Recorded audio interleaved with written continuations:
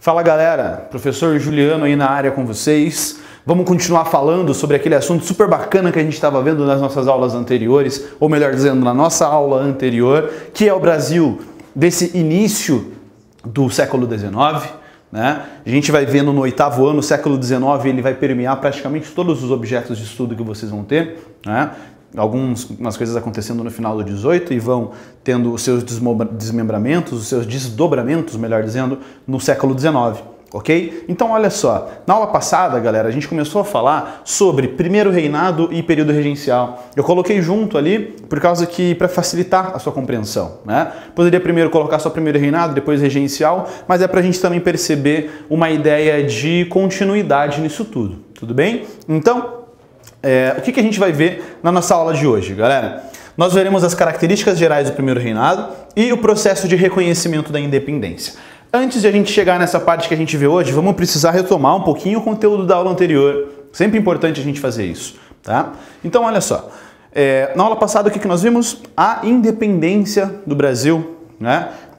E só lembrando, sempre que você estiver vendo esses vídeos e você estiver achando uma informação importante que está ali no slide para você, você pausa o vídeo, vai copiando no teu caderno, não fica se matando de copiar desesperadamente enquanto eu estou falando. Utiliza a ferramenta que você tem aí, que é o vídeo, a seu favor, né? Assim como se eu estou falando alguma informação, se eu estou falando alguma palavra, às vezes, que você não conheça, não sabe o significado, dá uma pausada no vídeo, vai lá, procura, sempre busco deixar o mais didático, o mais acessível possível para que você consiga entender aí no 8º ano, mas às vezes pode acontecer de não saber uma palavrinha ou outra, pausa, vai lá, vai estudando, vai abrindo o Google e procura aí, tudo bem? Então, a nossa independência, né, galera? Qual que é o dia da independência do Brasil? Dia 7 de setembro de 1822, que nós vimos então na aula anterior, o Dom Pedro I proclamou a independência do Brasil. Né? A gente tem muita coisa sobre isso na internet, tem muito material bom. Tá? A gente tem um vídeo do Nerdologia sobre isso que é excelente.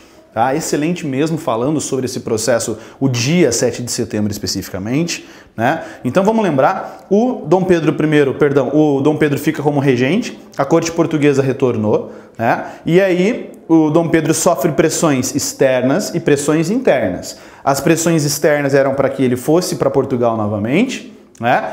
E as pressões internas eram, e aí Dom Pedro, vai colocar esse Brasil para funcionar? Vai proclamar a independência do Brasil aqui ou não vai? Qual que é a tua? De que lado que você está? Do lado de Portugal ou do lado do Brasil? Dom Pedro I, então, no dia 9 de janeiro vai dizer o dia do fico, né? E aí depois do dia do fico, que no dia do fico a gente já tem quase que a certeza da nossa independência, né? Após isso, nós temos no dia 7 de setembro de 1822 o Dom Pedro I assinando a proclamação da nossa independência. Né? Assinando não, na verdade ele dá o grito do Ipiranga, lá, né? O Independência ou Morte, retratado naquele quadro do Pedro Américo, que a gente sabe que ele é um quadro construído no final do século XIX, portanto muito tempo depois da proclamação da nossa independência, que tem realmente a intenção de endeusar, de trazer o Dom Pedro I como um mito da nossa história. Tá? Na realidade, a gente sabe que não foi assim. E aí, nós tivemos no dia 7 de setembro a proclamação da nossa independência. Tudo bem? Só que isso não é tudo que a gente precisa. Né? Nós precisamos de mais algumas características importantes para entender melhor esse período todo aqui. Ok? Vem aqui comigo, galera. Primeiro reinado, olha isso aqui, vai de 1822 a 1831. É um período muito curto, né? Um período ali de 9 anos que nós temos o Dom Pedro I governando o Brasil. E a gente tem na nossa cabeça o Dom Pedro I como sendo um cara muito presente. O Dom Pedro I, um grande governante e tudo mais. Só que ele governa o Brasil por apenas 9 anos. Né? De 1822 a 1831. Tá? E a gente vai ver nessa nossa primeira aula as características gerais, esse momento inicial do governo do Dom Pedro I. Tá? E a gente vai ter algumas características específicas, tá, desse momento, algumas características muito singulares, muito brasileiras mesmo até, desse período aqui. Então olha só, primeira característica que a gente tem, pessoal, o Brasil nasce, isso aqui é extremamente importante e diferente dos demais. O Brasil nasce como uma monarquia em meio a repúblicas. O que isso significa? vocês viram, né, já a proclamação das independências, as independências do continente americano nas suas aulas anteriores, quando vocês tiveram então os vice-reinos se tornando países independentes, com o Simão Bolívar e o San Martín, né, os libertadores da América. Por isso que surge o campeonato de futebol Libertadores da América, por causa dessas duas figuras importantes que vão libertar o continente americano das garras do colonialismo europeu. Você não sabia disso? E aqui no Brasil, olha o que a gente tem de diferente. Essas colônias que eram aqui, então esses vice-reinos espanhóis que existiam na América, com a sua independência, basicamente todos eles terão a forma republicana de governar. Você vai ter um presidente que vai ser eleito. Tá? Uma exceção, o México, que mantém como uma monarquia. Então, o Brasil na América do Sul é a única monarquia em meio a todas essas repúblicas que a gente vai ter aqui. O que isso quer dizer? Que o Brasil ainda, galera, vejam, nosso primeiro rei é o Dom Pedro I, filho do rei de Portugal. Nós não rompemos o nosso cordão umbilical. Nós estamos presos diretamente ainda à nossa colonização. Você tem ainda o Dom Pedro I, filho do rei de Portugal, governando o Brasil por meio ainda de uma monarquia. Você acha realmente que pro povão, pra galera do dia a dia que come pão com mortadela igual nós, você acha que mudou alguma coisa? Você acha que mudou muita coisa para as pessoas de baixa renda no Brasil? De uma maneira geral, a proclamação da nossa independência não alterou quase nada. O povo brasileiro mal sabia. Ah, agora é o Dom Pedro I? Tá, mas e quem estava antes? As pessoas nos rincões espalhados pelo território brasileiro não faziam a mínima ideia do que estava acontecendo. Esses jogos políticos acontecem, permeiam basicamente a elite, a galera que tinha o poder. Então, o Brasil vai ser uma única monarquia em meio a várias repúblicas no território da América do Sul. Isso pode cair facinho em prova, tendo uma alternativa querendo te dizer a todos os países da América após a sua independência proclamaram repúblicas. Não, o Brasil vai ser uma monarquia. E outra coisa, o Brasil é uma monarquia de 1822 até 1889, galera. Até o dia 15 de novembro de 1889. Outro feriadinho que a gente gosta, né? Então, por todo esse tempo o Brasil é monarquia. Aí nós temos a proclamação da república. Tudo bem? Segundo ponto, o Brasil se mantém escravista. O que significa isso, galera? A força de trabalho brasileira, qual era? O negro africano escravizado. É esse o corpo de trabalho. Os negros africanos escravizados são os braços e pernas do Brasil. Essa galera vai sustentar o Brasil nas costas durante basicamente 388 anos. Então, a escravidão se mantém no Brasil. Você precisa saber o que a gente está falando. Pô, professor, mas a gente já está num mundo aqui, cara, pós Revolução Francesa, pós-iluminismo, e ainda temos a escravidão? Sim, o Brasil é um dos últimos países do mundo a abolir a escravidão. Somente em 1888. Né? Nós temos as ideias liberais de você ter um trabalhador assalariado já presentes há muito tempo, mas no Brasil a gente vai ter uma presença extremamente forte da mão de obra escrava. Tudo bem? O que mais que eu coloquei para vocês aqui, galera? Ausência de participação popular. Quase não tem participação popular nesse processo da nossa independência. Aquilo que eu falei para vocês, o povo, para eles tanto fez como tanto faz. Tá independente? Não tá? É colônia? O que é isso? Eu não sei. Né? Se manteve da mesma maneira. Outro detalhe, nós temos a aliança do Dom Pedro I com a elite agrária brasileira. Olhe como que essas duas coisas são vinculadas. Se ele faz alianças com a elite agrária, se acha que ele vai abolir a escravidão? Jamais, ele não é doido. Quem que trabalhava nas fazendas? Os escravos.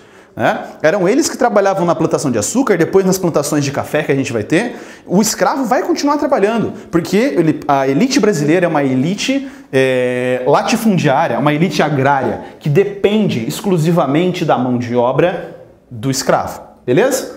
Próximo ponto. Manutenção dos privilégios. A elite se mantém controlando o Brasil. Para os ricos, só mudou quem estava no poder. Tá? Alguns deles vão conseguir acesso. Tá? Gera uma certa instabilidade econômica aqui no Brasil.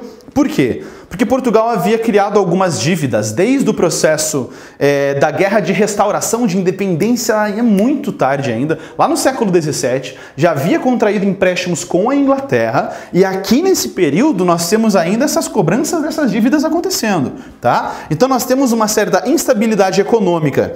Que mais, galera? O imperador tinha uma ideia no imaginário popular brasileiro dessa época de que o Dom Pedro I seria meio que o salvador. Não, calma, o Brasil tá ruim, mas espera aí, a gente vai ter uma figura mítica importante, o Dom Pedro I vai dar jeito em tudo, ele é um cara inteligente, é um cara importante, tá? E isso a gente tem em volta do Dom Pedro I.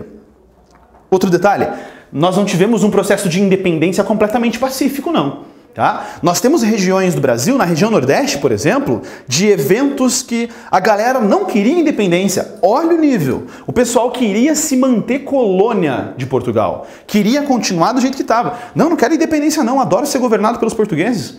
Que Brasil nada, eu sou colônia, não tem essa. E aí nós teremos conflitos existindo entre a galera que queria que o Brasil permanecesse como uma colônia e as pessoas que queriam que o Brasil já se mantivesse liberto, independente, né? Então nós temos algumas batalhas, alguns conflitos acontecendo, principalmente na região Nordeste, por isso a gente tem aqui esses chamados movimentos de resistência, tá? Lá na região Nordeste, demonstrando que a nossa independência não foi uma independência totalmente pacífica. É claro, não é um processo sangrento, violento, como as guerras de independência dos Estados Unidos da América, por exemplo.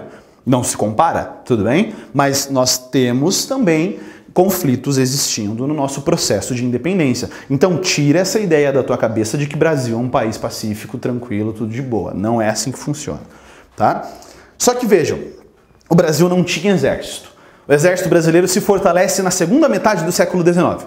Você acha que tem exército aqui? Não tem. Então, como que eles vão fazer para combater com a galera do Nordeste que queria se manter enquanto colônia de Portugal? Nós teremos a contratação, a convocação de mercenários. O que é um mercenário? Um cara que batalha por dinheiro. Mercenários da Inglaterra e da França que vão batalhar pelo Brasil contra esses revoltosos lá da região do Nordeste do Brasil. Tá? E como é que o Dom Pedro I vai fazer para bancar esses mercenários? De onde ele vai tirar dinheiro para poder pagar isso? Por meio de empréstimos. Então olha aqui, a Inglaterra sai ganhando duas vezes.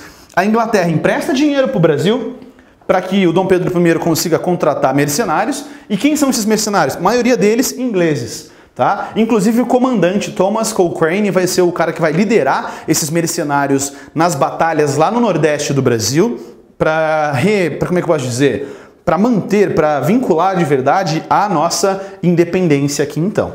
Ok? Então vejam que esses empréstimos, nós já temos o Brasil vinculado aqui durante o período da sua independência com a Inglaterra. O Brasil já nasce devendo, cara. É isso que vai rolar. Tá? E a gente vai ver daqui a pouco também o que vai acontecer ainda mais sobre essas dívidas. Vamos lá. Após a independência, você precisa do seu reconhecimento. Tá? Não adiantava nada o Brasil falar tô independente. Quem que precisava reconhecer? Portugal. Portugal tinha que reconhecer a independência do Brasil, senão não ia adiantar de nada. Qual a importância do reconhecimento da independência? A possibilidade de praticar relações comerciais, comercializar com outros países. Tá? Então, qual é o primeiro país a reconhecer a independência do Brasil? Os Estados Unidos da América.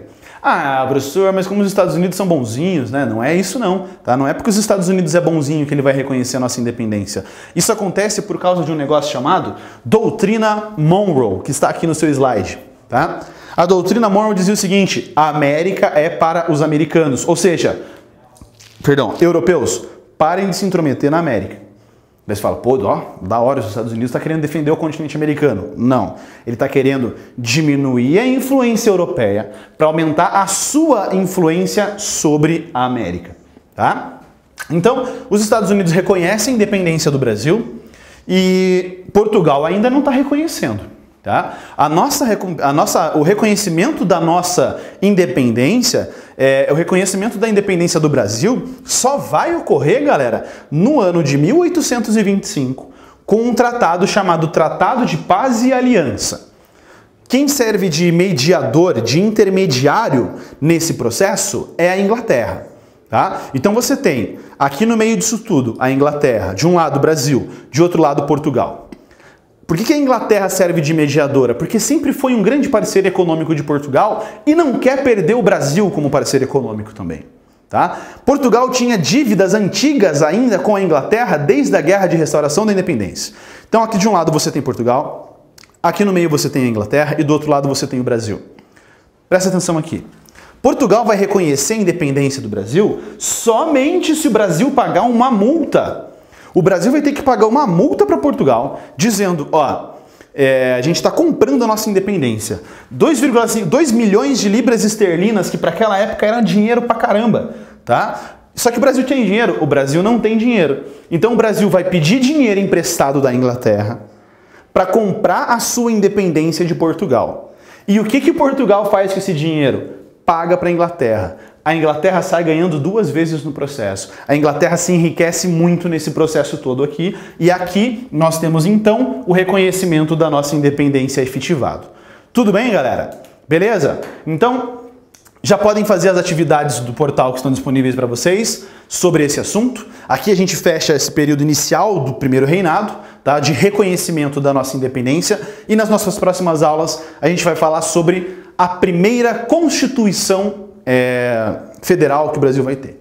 Beleza, galera? Então, bons estudos para vocês, se dediquem, vão com calma que vai dar tudo certo. Até mais!